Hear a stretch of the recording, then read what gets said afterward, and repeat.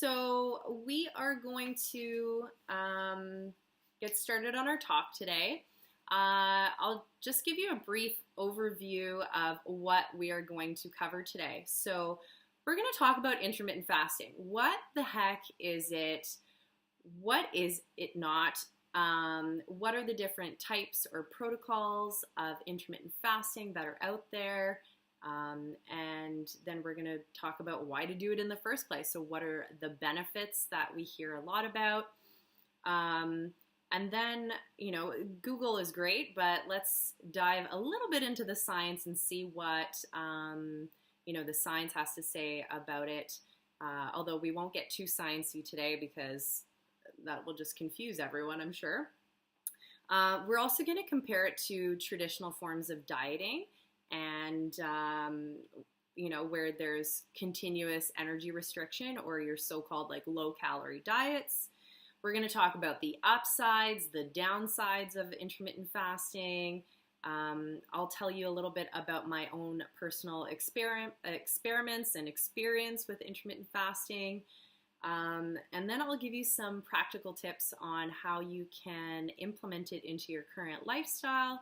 And of course, we're going to get to some Q's and A's. But hopefully in the discussion today, you're also going to learn quite a bit about intermittent fasting and hopefully have your answers or your questions answered. So before we get to that, I thought I would introduce myself. For those of you who don't know me, my name is Crystal Elizabeth. I'm an online fitness and nutrition coach. I have been in the fitness industry for well over a decade, training mostly women and helping them with their body transformation goals. And I have a background in kinesiology, which is movement science.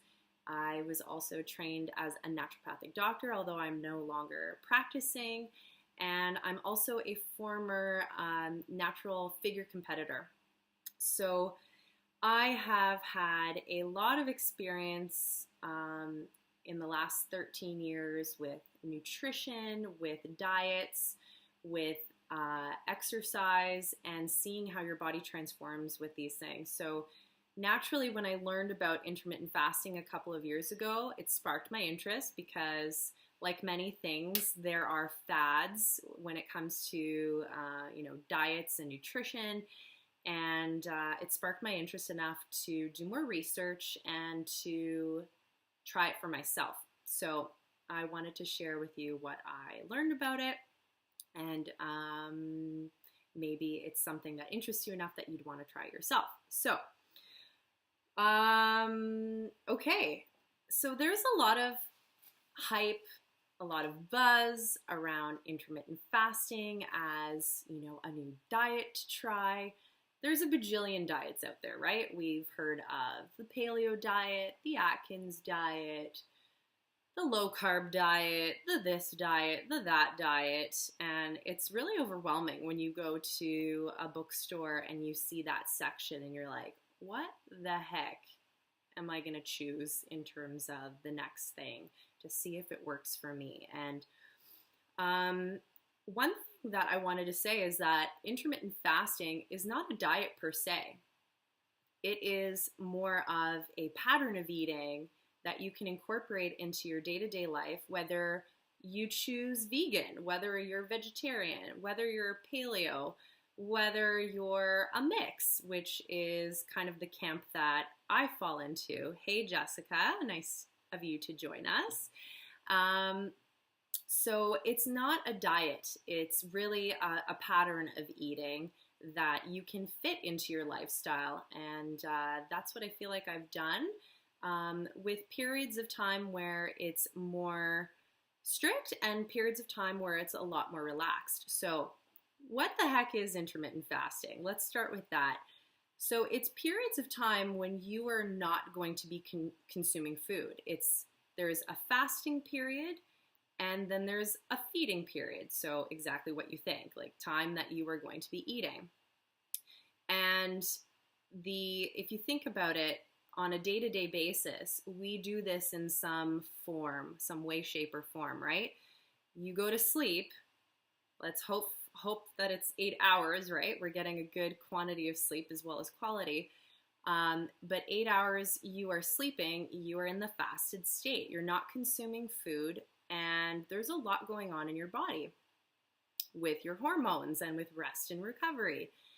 And then there's the fed state. So you wake up, you break your fast with a meal, and then you have a feeding window or a feeding time that you are going to be consuming food. So in a nutshell, that's what it is. Feeding, fasting.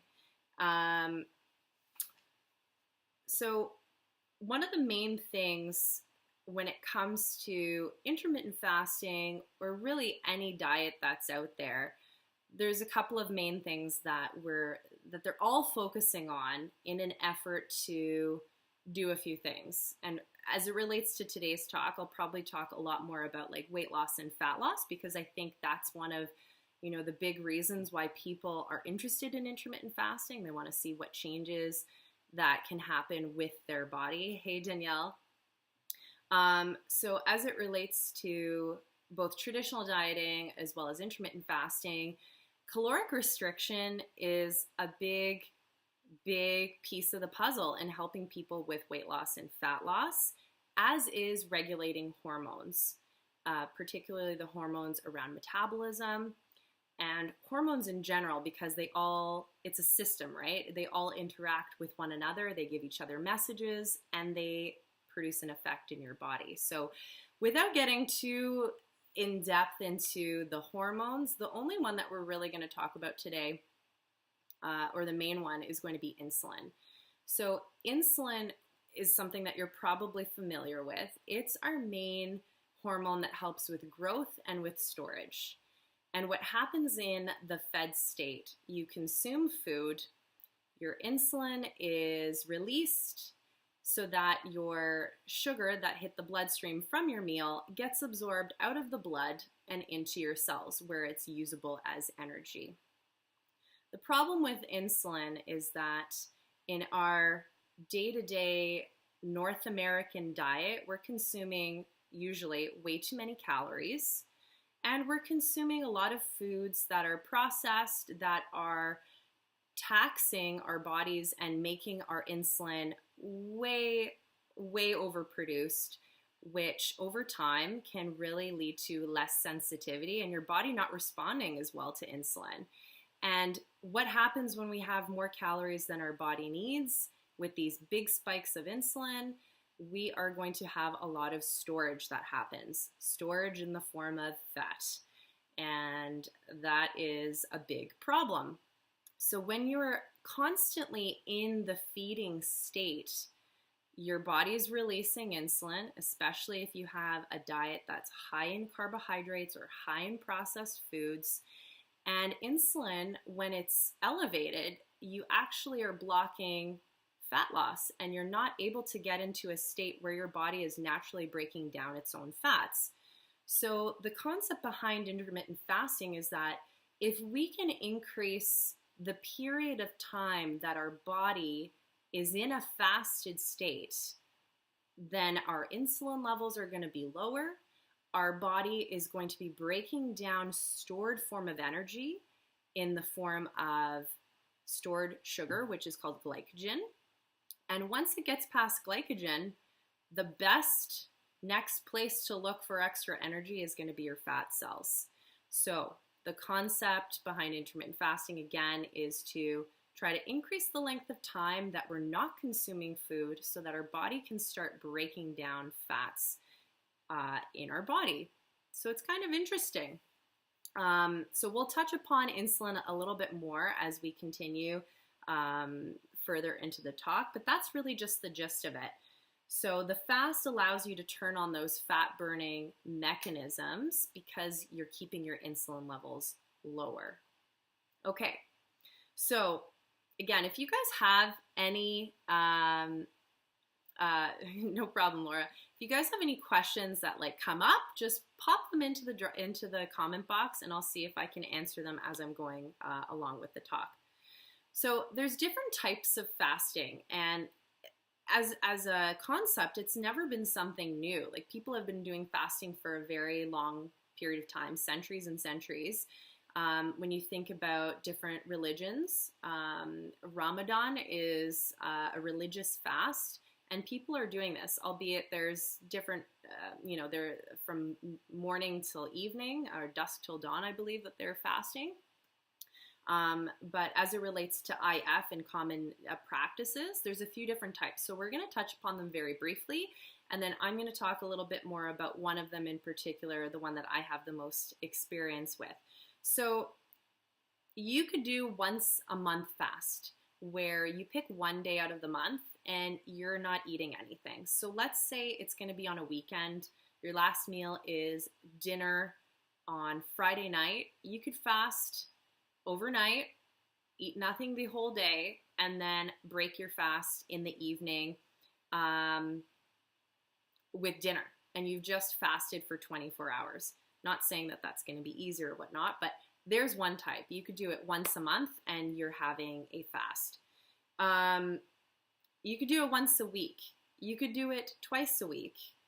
There's a lot of protocols that have very specific names, things like Eat, Stop, Eat, or the 5-2 diet. This is where you have 2 days a week, or the 5-2 is where you have 2 days a week where you're fasting. And particularly with that diet, you're having a modified fast. So what that means is these programs will actually have one small meal that you're going to consume, roughly about 500 calories. And hey, Chris, great questions. I see a few questions on the screen, so I'm just going to jot them down. But yeah, you could do it once or twice a week. Then there's something called alternate day fasting. So as you can imagine, this one's a little bit more intense. So one day of normal eating. And by the way, the other ones also, regardless of once a week or twice a week or once a month, the other days of the month, you're just eating normally. You're not really controlling calories. You're not controlling what you're eating. Hopefully you're eating quality nutrition, and that's another topic in and of itself, but one that you have to also consider. You're not just eating Oreos for the other days of the week. But the alternate day fasting, you're going to have a normal day, not really focused on anything, and then one day of fasting, either having nothing, or, which is the traditional sense, or you're going to have one small meal, typically in the evening as a dinner, and then alternating again with a normal day and then another fasting day, either nothing or 500 calories. And then the last one is called time-restricted feeding, or daily intermittent fasting. And this is where you are doing fasting on a daily basis, where you have a feeding window, a certain number of hours where you're going to be having your meals, and then the rest of the time is where you're going to be having your fasting window. So a couple of different types within this category. There is something called lean gains, which is 16 hours of fasting per day and 8 hours of feeding, or your feeding window. And then there's also the warrior diet, which is 20 hours of fasting and 4 hours of feeding. So that one's a little bit more extreme. As you can imagine, 20 hours of daily fasting, only 4 hours of feeding. That would mean that it would be a lot of eating that you would be doing in a very short amount of time, which might not be the most comfortable. So these are the different types, and the one that I have the most experience with, or actually the only experience with, is the lean gains. So there's a couple of other caveats with lean gains. That's the 16 hours of fasting and 8 hours of feeding window.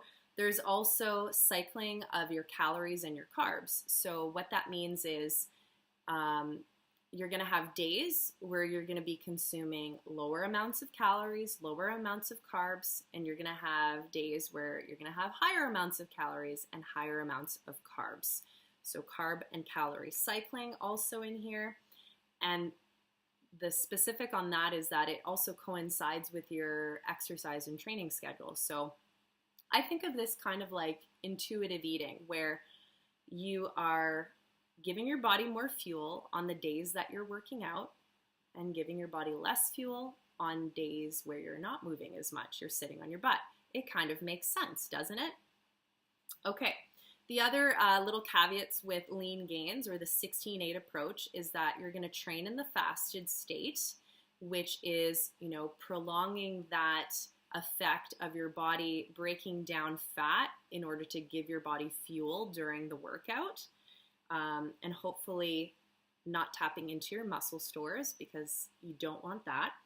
And then also nutrient timing. So what this is referring to is that your meals are going to be the biggest after the workout session. And again, it kind of makes sense, right? After your body's gone through exercise, it is starving for some fuel. It wants to do rest and recovery, repair tissues. So it makes sense that you would be giving your body more fuel in the post-workout state than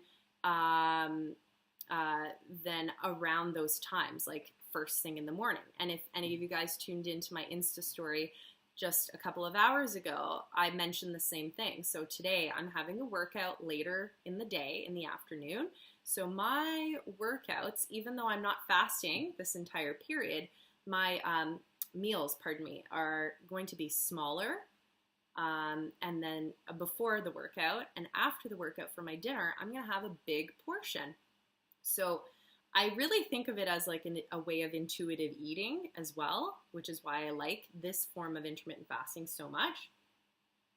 And the other little caveat or little rule or thing that they include with lean gains is that in the fasted period, if you are working out, which is how they recommend it, that you would consume branched chain amino acids during the workout in an effort to preserve muscle mass, because that's important. And the reason why that's important is because it keeps your metabolism high. Yay muscle, hold on to that muscle, grow that muscle. It's going to keep your metabolism humming.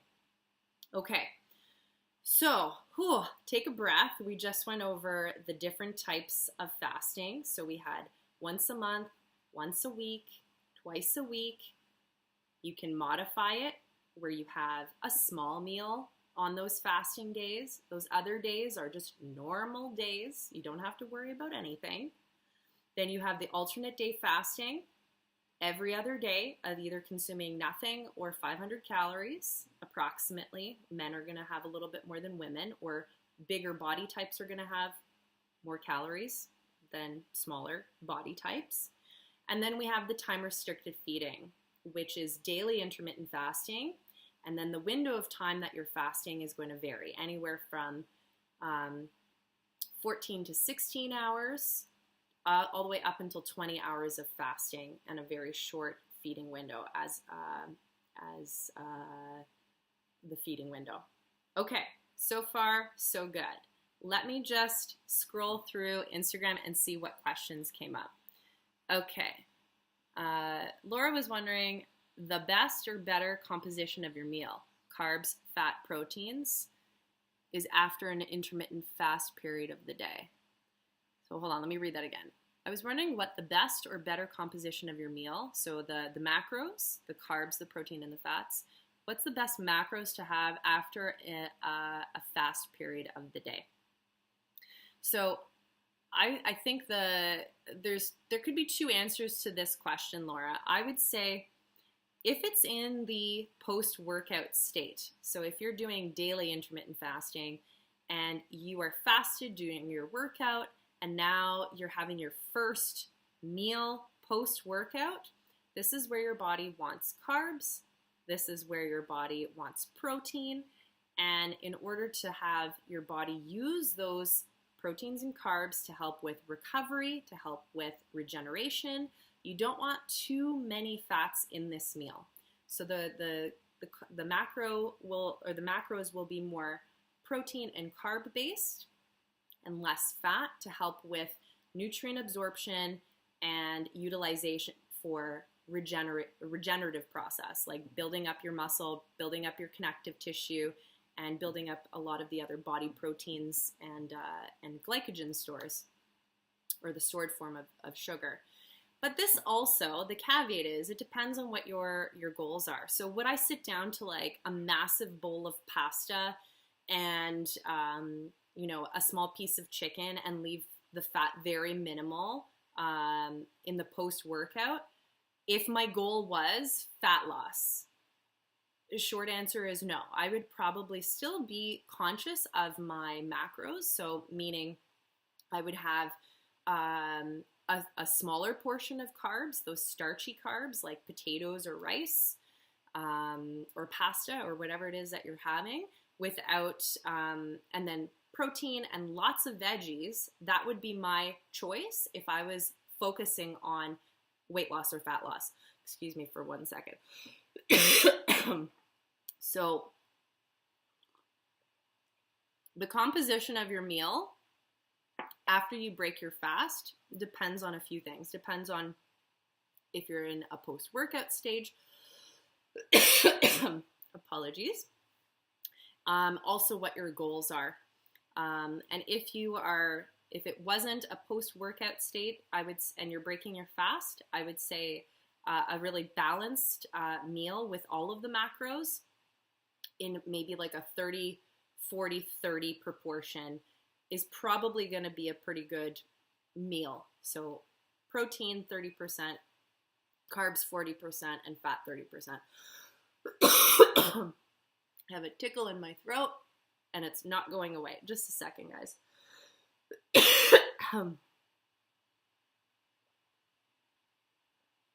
Okay, before we go on, let's see what Stephanie had to say. What's the time window between meals for intermittent fasting? So this one really depends on your protocol. So if you're doing a lean gains protocol with your 8-hour feeding window, and again, there's a few ways of doing this. If you wanted to have only 2 meals, you would then have your first, let's just say it's from 12 till 8 o'clock at night. Your first meal will be at 12. Your second meal will probably be around 7:30. But the number of meals that you have is not really relevant. It's just have the food in that time frame. If you feel like 2 meals, big meals, is easier for you and you feel more satisfied and great doing it that way, you can do 2 meals in that time frame. You can do 3 meals. What I've done 3 meals, and I feel most sustained throughout that 8-hour period than if I did 2 really, really big meals. And then obviously if you're doing something like the warrior diet, which is only a 4-hour feeding window, you can imagine that you're gonna have a lot of eating to do in a very short amount of time. Pardon me. And I know some people who've tried this as well. A lot of bodybuilders have tried this, and it's difficult. It's like 4 hours, you're not doing anything other than eating. So that gets quite intense. And I think also when you're consuming very, very large meals in a very short amount of time, it's also really hard on your digestive system. Like think about how full you're going to be from consuming those calories, especially if weight loss or weight loss is not your primary goal. Then you're going to need to try to get in all of those calories that your body needs in a very short amount of time. So yeah, Stephanie, the time window between meals will vary depending on if you're doing the daily intermittent fasting specifically. It will vary on how many meals you actually like to have and the specific protocol that you're doing. So I hope that answers the question. Hey Chris, nice of you to join us. Okay, let me just keep going with my discussion portion, and I will definitely get some more questions in a second. So why would you do intermittent fasting in the first place? So if you're not doing it for religious reasons, why in the heck would you do this? So I'm sure you're on this talk today or watching it in the replay because you're curious about it for some specific reasons, right? Like myself, when I Googled it, I was like, oh my God, what are the changes in people's bodies that are happening from this? What is all this hype? So the transformations that happen in people's body composition when you see how much fat loss or weight loss happens with intermittent fasting, that's a big reason why people are curious about it. But I'm sure you've also read, if you've Googled it, like that it is helping with your blood triglyceride levels, your fats, your total cholesterol levels, that it decreases the risk of cancer, that it increases your lifespan and longevity. So it's like the new fountain of youth to do intermittent fasting. That you can have substantial weight loss or fat loss, and either preservation of your muscle or even gaining muscle, which is why that 16-8 protocol that I just talked about is called lean gains, because you're able to get leaner while gaining sexy muscle.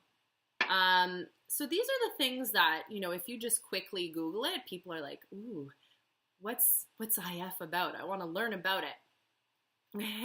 Hey, so let's go into a little bit of the science just to hear what the heck is out there. So I've done research in the past, but I went online this past weekend just to see what most recent research was talking about. And I just highlighted a couple of things that I wanted to share. And I will be posting in the Facebook comments below links to some of these studies in case you're a science nerd and you want to read up more about it. But I'm just going to try to give you the Coles Notes version of the latest stuff on intermittent fasting. So first and foremost, there is evidence out there for it. There is a lot of evidence in the animal realm, mostly with mice, and then there are human studies. I think the challenge is science and how long it takes to get data out. It just takes so long, right? Before we get any conclusive answers on something, it takes like decades to get stuff out. So in the meantime, people are trying stuff and getting results and answers. So the challenge with the human studies is with a lot of the different types of intermittent fasting, you know, the alternate day fasting, the once a week fasting, the religious fasts, the daily intermittent fasting, because they're often lumping all of these things together and reviewing them, it's hard to get any conclusive evidence on any one of them. So I'll just give you some, keep that in mind, right? Like we have to keep a little bit of openness, but also some skepticism when it comes to research. So all this stuff is on PubMed, and that's your really reputable source. But then there's also reading between the lines, even when it comes to published evidence. Okay, so a systematic review and meta-analysis is like the top thing that you're looking for when it comes to any conclusions on things. And there was a recent one done this past year in humans.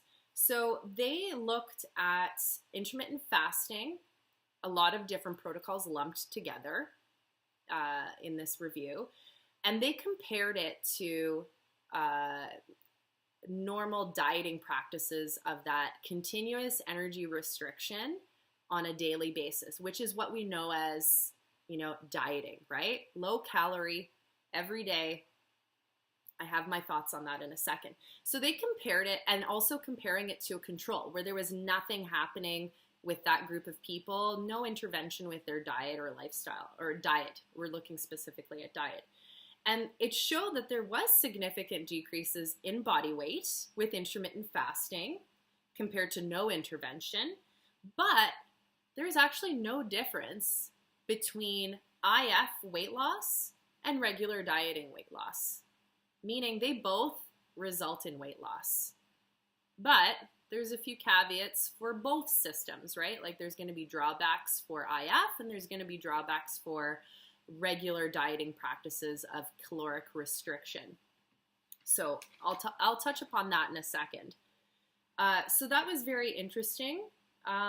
There's also a lot of evidence in mice where this one was probably the most interesting thing that I read. They had groups of mice that were given a high fat and sugar diet. So lots of calories, lots of sugar, lots of fat, which in combination leads to a lot of weight gain.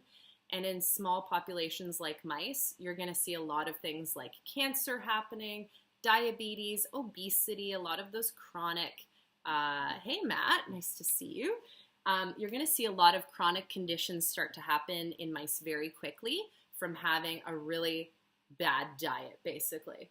So there were mice that were put on an intermittent fasting regime, and then mice that were put on just a regular eat as much as you want of this rat chow, high fat, high sugar diet. So they were both consuming the same amount of food, the same type of food, but one group of mice had only a feeding window that they could do it in, and so they had a fasting window. And the mice that did IF gained significantly less weight, less fat, and they had lower bad cholesterol. Even though they did gain some weight, the fasting protected them. That's really interesting to me. So even though they're consuming a shit diet, exactly the same amount of calories, they didn't get as horrible health as the other mice that were just able to eat like this all the time. So that's very interesting. So it tells you something about the fasting period is doing something. It is protective in some sort of way. But of course, we're not mice, so we can't exactly extrapolate this to humans. But there is other data. Okay, so some of this other data, there's a lot of observational human studies. So looking at groups of people over periods of time, what happens when they change their diet or their lifestyle habits. And the one population of people as it relates to intermittent fasting that are looked at quite a bit in literature is people who do Ramadan fasting. So in these studies, the people who do Ramadan fasting experience weight loss, they have increased good cholesterol, decreased bad cholesterol in the form of total cholesterol and triglycerides, and they have lower inflammatory markers, which are responsible for a lot of our chronic diseases. So that's kind of interesting. We do see that in the literature observationally. We also know that, this is kind of a tangent but related, shift workers, people who work overnight and have nighttime eating, and so a disruption in their normal daily rhythms and cycles and hormones that the rest of us during waking hours and normal sleeping hours don't have. There's a lot of evidence showing that these people, shift workers, have higher risk of obesity, higher diabetes levels, or diabetes risk. They get heart disease much more than the average person, and they get cancer. They have higher cancer risks, and in women particularly higher breast cancer risks. So there's something about shift work that is also really bad. Despite eating maybe the same amount of food, your body's still not liking it. And this kind of goes back to insulin. So we talked about insulin in the beginning. If you're just joining us, mice genetics on point. Thanks. The insulin being the storage hormone and our growth hormone, which is released when we're eating. The interesting thing about it as it relates to like your daily cycling of insulin is that you're responsive to insulin much more in the daytime than you are at night. So the same food, same amount, same types of food eaten later in the day are going to be less responsive to insulin, meaning your body is going to be having blood sugar levels much higher in the evening time. You're going to be much more likely to be storing fat in the late hour. And I'm not talking evening like 7 o'clock, 8 o'clock. I mean like late, like 11 o'clock, 12 o'clock, early hours of the morning. Eating late at night, your body is not as responsive to insulin. So I also think back, this is just an example of something observational. I have a friend who is probably still at UM. His name's Jack. I hope he doesn't mind me using him as an example. But Jack worked at Mercedes in shift work. He worked overnight shifts. And Jack is super healthy. He eats a really good diet. He's training at the gym, pretty hardcore, 4 days a week, sometimes 5 days a week. And as soon as he started working at Mercedes, nothing against Mercedes, by the way, but just shift work, he started gaining a ton of weight. And not like lean gain weight, he was gaining a ton of fat. He probably gained, I think he told me, like 10 kilos, which is about 22 pounds of 22 pounds. And he had changed nothing with his exercise, nothing with his diet. Eventually, Jack got a day job. Yay. So no more shift work. And he literally changed nothing else in his diet or his lifestyle. And the weight just started coming off, which was crazy. So it kind of goes back to that observation around like the power of your hormones, the power of timing of your meals. If you're eating super, super late at night into the wee hours of the morning, your body is much more likely to hold on to fat, to store fat. Not good for your overall health. So public service announcement, if you can do anything, do not do a shift work overnight.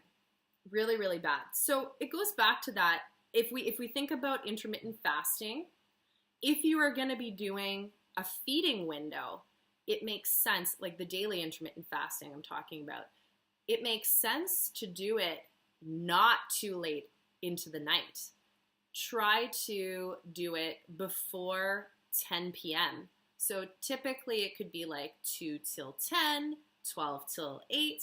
For myself personally, I like an 8-hour window between 10:30 and 6:30 because it coincides with my last meal being our family meal or dinner time. And it's manageable when I wake up in the morning to just prolong breakfast until 10:30. So I find it very manageable. Hi, Gabrielle. Nice of you to join us. So moral of the story as it relates to these observational studies is to try to not have nighttime feeding. Whether or not you're doing IF or anything else, avoid late night eating, especially sugar or a high carbohydrate meal that your body is just not going to be as responsive to in those late hours. Okay, this also kind of touches upon the idea of breakfast not being as important as we thought. You know, you hear that, it's just ingrained in us, right? You're like, breakfast is the most important meal. And intermittent fasting kind of puts that on its head a little bit because you're waking up, essentially skipping a meal and starting your first meal or breaking your fast around 11, 12, lunchtime, right? Again, the ideas behind that is that if you can keep your insulin levels lower, i.e. in a fasting state, you're going to be able to turn on the mechanisms of fat burning. Okay, so far so good. I hope I have you guys all with me right here. Okay, so just some thoughts on going back to that point of like no difference between intermittent fasting and regular dieting practices, which I find interesting. What are kind of the problems around or the downsides of that typical dieting where you have low calorie day in and day out for long periods of time? So a couple of downsides. When you're in that lower calorie zone day in and day out, it's really difficult to get a lot of quality nutrition in. Even if your nutrition is spot on, if it's very clean, just from having lower amounts of calories, I'm talking like 1,200 calories a day, 1,000 calories a day, without any supplementation, it's going to be very difficult to get all of your vitamins and minerals in your diet. So, and especially if you are very physically active, if you are very frequently working out throughout the week, it's extremely difficult to get that from a low calorie diet for a long period of time. So the possibility of malnutrition is much higher the longer you go with traditional dieting. Another thing that happens is you're going to be affecting your hormone levels, oftentimes because our fats are also going to be decreased because of that lower calorie that we're trying to hit every day. So this is going to start to affect your growth hormone, your thyroid hormone. These are all hormones that are also quite responsible in metabolism, as well as insulin. Insulin's good to have on the lower side, but we also don't want these other hormones to be super low. We're going to also notice muscle wasting. And this, again, is really not what you want to happen, not what you want to happen because that will slow your metabolism down. And it's doing that to preserve your body. It's calling on energy from your muscle. It's slowing things down because it thinks you're in starvation mode. And that's why when you have rebound weight gain after coming off of a diet, it comes on very, very quickly because your body just came out of almost like a semi-starvation mode. And just a quick comparison to IF, because you're cycling through days where you're going to be consuming more calories and days where you're going to be consuming less calories and less carbs, your body is not going to experience that kind of, oh my God, I'm going into starvation mode feeling. So one of the benefits of IF versus traditional dieting, which I love. Okay, other things that you notice with that continuous energy restriction: decreased bone mass. That can increase your risk of osteoporosis. In women, we often see, especially if the reduction in your calories is very, very sudden, is a loss of your period. So we know hormones are really, really off if you are missing your periods. And while initially we all might be like cheering and thinking, yay, no period, over time, this has risk factors, especially if you're in childbearing years, but also it's highlighting, hey, something's not working in your hormonal department because normally you should be having a period. Your hormones should be there. And also what we see with long periods of dieting is that weakened immune system, higher likelihood of getting sick. I'm sure that we've all experienced that. I have. Most of you who have ever done any sort of diet, I'm sure you've felt that as well. Low libido, low fertility, iron deficiency, anemia, just a lot of the things that are, while weight loss can happen with this method, it is not my favorite for sure. And then just from a practical perspective, when you're eating such few calories, when you actually eat your meals, there's never this feeling of, I feel full, I feel satiated, I feel good. I feel like an 8 out of 10, where 10 is like, I've stuffed my pants, right? Like I'm just like bursting at the seams. So I've done that myself, even with when I was competing. I had like 6 small meals a day, but I never felt really full. I never felt satisfied the way I did with intermittent fasting, where I had bigger meals less frequently, where I felt like a good 8 out of 10, sometimes 9 out of 10 on those high calorie days. And when it comes to like your psychology of doing something for a prolonged period of time or as a lifestyle, those practical things make or break it, right? You either stay with it or you jump ship and you're like, F this, I'm never doing this again. Okay, so just going back to some of those pluses of intermittent fasting, simplicity. I feel like it is much more simple to do IF than it is to do traditional dieting, from the less meals and prepping perspective to that feeling of fullness that you can expect when you are eating those bigger meals, feeling fuller, feeling more satisfied.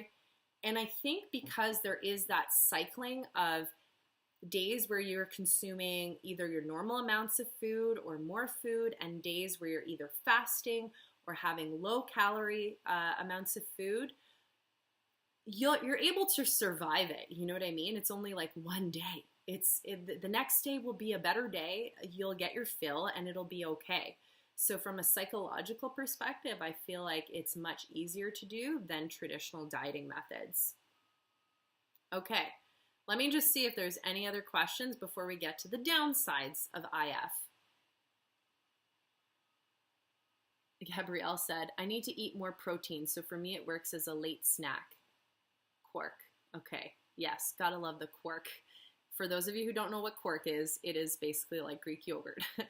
But thereafter nothing, and then a late breakfast. Yeah, okay. Let me see if there's any other questions. I think Stephanie had a question. How to handle the hunger feeling in the fasting period. This would be the hardest. And this is something that I was like, oh my God, how am I gonna survive? Like, how am I gonna survive not eating breakfast and waiting until noon? But the interesting thing is, you can. And when you do it, you're like, wow, that wasn't as hard as I thought. So, things to consider. Hydration. Most of us are so severely dehydrated. And even for someone who like promotes hydration, when I'm not tracking it, it is so easy to not be drinking enough water, at least 2 liters a day. So what I do first thing in the morning when I have my fasting window up until 10:30, I usually have a coffee. I usually have coffee with either cream, or I'm gonna have a little bit of coconut oil in it, usually about a teaspoon, and this is also known as a bulletproof coffee. No sugar, so just fat in the coffee. And for me, I feel very alert, I feel awake, I feel energized, I feel like I can start my day and get what needs to be done without the distraction of having to prepare a meal. So keeping yourself busy, and this is kind of jumping ahead to like practical tips, but keeping yourself busy during those periods of time are important. Get your work done. Drink some water, drink some tea, something that I also like to drink during this period because I find I get a little bit colder, hence the scarf, is some tea. So drink your favorite tea. It could be mint tea, it could be chamomile, maybe not chamomile in the day because you might be falling asleep. But just do things that keep yourself occupied, and you'll find that you can manage it. The first few days that if you were to do, let's say, daily intermittent fasting, yeah, they're going to be more challenging. Yes, you're going to feel a little bit of hunger, but it will be manageable, and that first meal will taste so good. I promise you, it won't be as bad as you think. And I thought it was going to be pretty horrible, actually. And this kind of goes into a little tangent on hunger and appetite. So I just want to mention this because I feel like this is very common in our day-to-day. A lot of us eat when we're not actually even hungry. A lot of us eat for emotional reasons. Yeah, it happens for sure. I'll admit that. A lot of us eat out of boredom. A lot of us eat out of distraction. And a lot of us don't even know what the feeling of hunger is. And a lot of things out there in the supplement realm are always trying to get us to not feel hunger, appetite suppressants. And I am not for this at all. And I think it's because hunger is a natural body cue. Your body is telling you that you need to eat. And then there's cues that tell you that you're full. And oftentimes we're not even conscious of these cues. We're not paying attention to these cues. So it's okay if you feel hunger. And I think of it as a scale from 1 to 10, where 10 is like, I am starving, ravenous, I'm going to eat my arm, I'm going to eat anything in front of me. You don't want to get to that point. I think having a hunger level where you're feeling like a 6, a 7, it's manageable. It's not the great feeling of fullness that you feel. It's manageable, and you'll be okay to maintain this up until that first meal. I think the difficulty is when you have things like a full day fast or a very long daily fast like the warrior diet. That gets pretty tricky. I'm not going to lie. I haven't tried it for that exact reason that I feel like alternate day fasting and the warrior diet are just too extreme. So for me, I personally like the lean gains because I find it quite manageable to wait just a couple of hours before I have my first meal. So yeah, going back to like hunger and feelings of fullness, if you could take home anything from this talk, it would also be try to just check in with yourself on those feelings. See if you can feel hunger up until 6 or 7 out of 10, and also see if you can eat your meal and stop when you feel like a 7 or an 8, not going to like a stuffed feeling. I think even if you did nothing else with your nutrition, anyone would really benefit from that in and of itself. Okay, let me see if there's any other questions. Nothing else until we get to the Q&A session, although we've been asking and answering questions. Okay, so some downsides to intermittent fasting. I think a lot of us find it very hard when we think about it. I'm like, oh my God, will I survive? Will I be like dying if I do this? So it's very hard in contemplation, but I think a lot easier in execution and actually doing it. So you really won't know until you try. We often think we can't live without breakfast. We're going to starve. It's really not the case. So again, unless you try it, you really don't know. Initially, yes, you're probably going to feel a few crummy symptoms, especially if your diet is crap to begin with. When you start changing your diet from a crappy diet to a healthier one, just including more vegetables, less processed junk, your body goes through some withdrawal. You are gonna feel, probably hunger. You're gonna feel crabby. You're gonna feel energy dips. You're gonna feel cold. This is a very common symptom. You're gonna be probably pretty irritable. So again, the thing that I want you to think about is initially that might happen, but if you can stick it out for a couple of days, it gets easier every single day. If you're doing daily intermittent fasting, I'm talking about that specifically, it gets easier every day and you start seeing results and you start feeling better. And then you think, I can do this. This is not as hard as I thought it was going to be. So anytime that I've done this with my FitFem bootcamp, with my clients, we always talk about those things right from the start, those expectations that it's going to be pretty tough in the first few days. And if you can stick past a week, you will be golden and starting to see some of the effects of the fat loss if that's your goal and if that's how the program that you decide to choose. Okay, who should not try intermittent fasting? So there's a few people that I think should not be doing intermittent fasting. I think if you're pregnant or even breastfeeding, pregnant more so, breastfeeding's kind of a question mark because depends on where you are, I think, in your breastfeeding journey. If you're just starting out or if you're concerned about milk supply, I would never do this. And if you are going to do it, I would do it under the guidance of someone who knows what they're doing to help you with that, because the last thing you want to do is like screw up your milk supply. So questionable for breastfeeding, absolutely no for pregnancy. Also, anyone with a chronic disease, if you're thinking about it and you have something like diabetes, I would absolutely recommend that you do it with a trained professional, a doctor monitoring you, that you're getting blood tests done beforehand, during, afterwards. You don't want to screw up any of your medication. You don't want to have your condition worsen. So for sure, if you have any sort of disorder, disease, always talk to your doctor first or your naturopath and be monitored if you are going to decide to do it anyways. Anyone with a history of eating disorder, because there is a focus on some specifics as it relates to your nutrition, definitely wouldn't try this. I think anything can become obsessive. So I would be cautious, and anyone with an eating disorder, I would not venture into something that has long periods of not eating.